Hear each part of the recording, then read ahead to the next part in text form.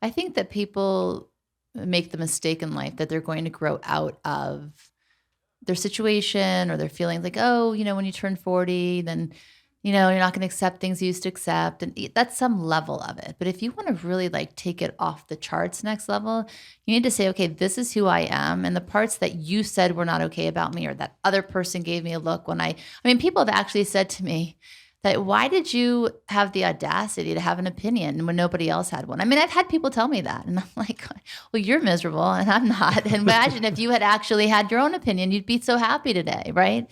So I think that, again, it's just to go to that place of, what is it that I'm so afraid that if people see they're going to reject me? That's an indication of where you need to start in revealing your superpower.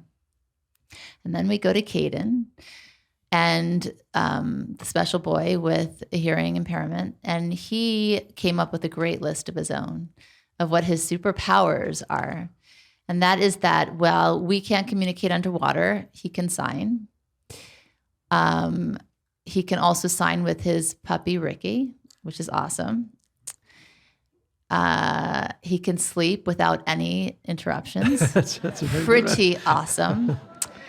Doesn't get annoyed by the cell phone. Pretty cool also. That's very cool. I'd like to see that list.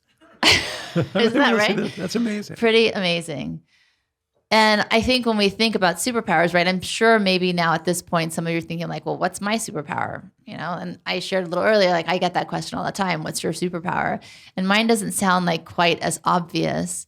Perfectionism, empathy, and I can unpack those, but maybe I should, because that sounds really lame if I don't.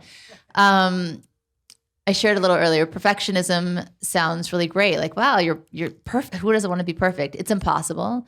It's a really a dead end, and it's a great straight path to misery because you're never going to achieve what you're trying to achieve.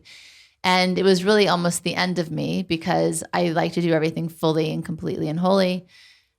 So having something like an eating disorder and being a perfectionist is a really bad thing if you're trying to meet that goal.